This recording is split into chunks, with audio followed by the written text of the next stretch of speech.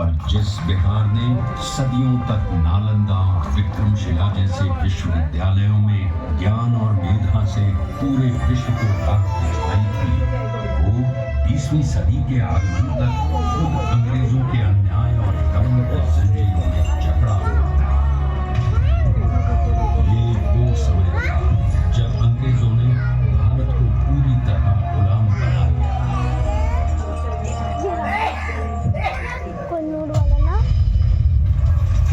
बिहार के चंपारण में भी अंग्रेजों का अत्याचार अपने चरम पर था।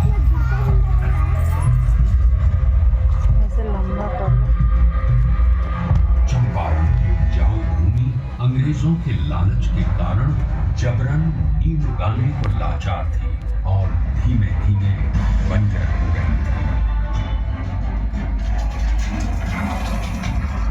पूरी सरकार द्वारा लगाए गए लगान और अनेक प्रकार के करों के बोझ तले लाखों किसान बर्बाद थे।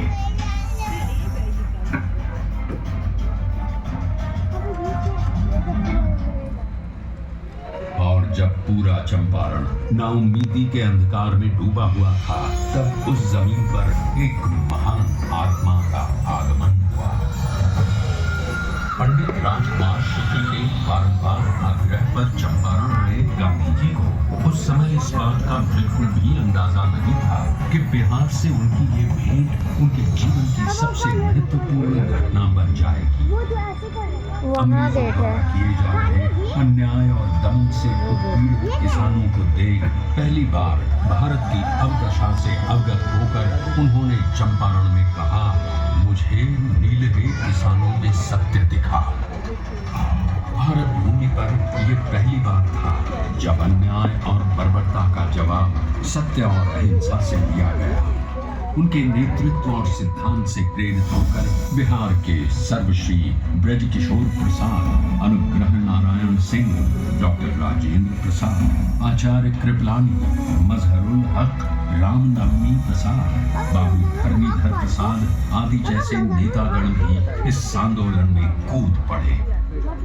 सत्य और अहिंसा पर आधारित चंपारण सत्याग्रह आंदोलन एक नूतन प्रयोग बनकर उभरा, जिसने भारतवासियों को अन्याय से लड़ने का एक प्रभावशाली शस्त्र दिया।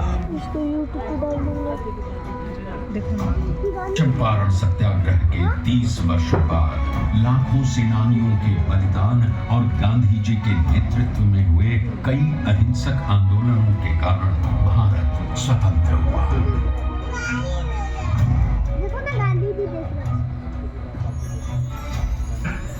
उनके विचारों ने न केवल देश को आजादी की राह दिखाई, बल्कि देश के सामाजिक व आर्थिक पुनरुत्थान का मूलाधार ही बने।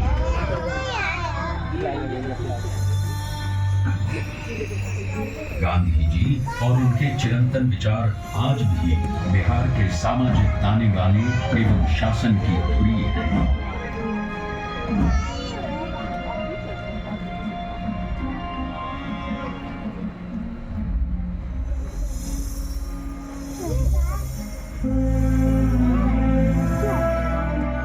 सन 2017 में चंपारण सत्याग्रह शताब्दी वर्ष के उपलक्ष्य में बिहार के दूरदर्शी एवं युग परिवर्तक माननीय मुख्यमंत्री श्री नीतीश कुमार जी की प्रेरणा से कई कार्यक्रमों का आयोजन किया गया।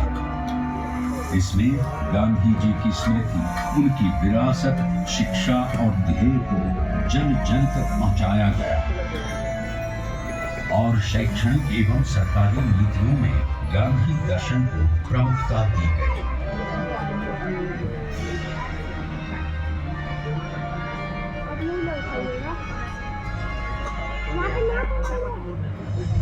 राज्य में पूर्ण नशाबंदी, जल जीवन हरियाली, बाल विवाह एवं दहेज प्रथा पर रोक, महिलाओं की शिक्षा, रोजगार, सरकारी नौकरियों एवं स्थानीय स्वशासन में महिलाओं की बढ़ती भागीदारी आदि गांधी जी के सिद्धांतों के प्रति बिहार के समर्पण के कारण ही संभव हो सके। गांधी जी ने कहा, शराब आदमियों से न सिर्फ उसका पैसा छीन लेती है बल्कि उसकी बुद्धि भी हर लेती है। और एक बात और गांधी जी ने कहा था, शराब पीने वाला इंसान हैवान हो जाए। गांव में पी करके आता था, अपनी कमाई का ज्यादा पैसा शराब में गंवा देता था, घर में लौटता था, पत्नी से झगड़ा करता था। अब नहीं पीते हैं, घर लौट कर आते हैं, बाजार से सब्जी खरीद कर आते हैं और अपनी पत्नी को भोजन बनाने में भी मदद करते हैं। क्या माहौल, बच्चों की पढ़ाई पर ध्यान दे रहे हैं। श्री नीतीश कुमार जी के कुशल नेतृत्व में पूरे राज्य में उनसे जुड़ी यादों को संजोए रखने का बहुमूल्य कार्य भी किया गया। भीति आश्रम एवं बुनियादी विद्यालयों का जीर्णोद्धार, गांधी मैदान पटना में गांधी जी की सबसे ऊंची कांस्य प्रतिमा, बापू सभागार पटना, बापू परीक्षा परिसर, मोतिहारी और बेतिया बापू सभागारों का निर्माण आदि कई कार्य हुए।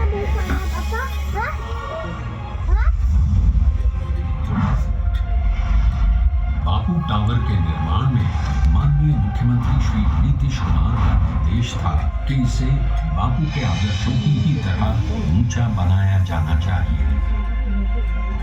अपनी 3 आयताकार एवं 5 रैंप दीर्घाओं के साथ ये अभूतपूर्व बापू टावर आपका स्वागत करता है। ये आपको गांधी जी के जीवन की ऐसी यात्रा पर ले जाएगा जो आपके मन में बापू की एक अमिट छाप छोड़ देगा। लोगों ने तय किया कि हम सब लोग गांधी जी के विचारों को लोगों तक अवगत कराएंगे। 10 से 15% भी नई पीढ़ी के बच्चे बच्चियों के मन में अगर गांधी जी के विचारों का आकर्षण पैदा हो गया और उसके प्रति उनके मन में समर्पण का भाव पैदा होगा तो ये समाज बदल जाएगा, देश बदल जाएगा, ये मेरा पूरा विश्वास है।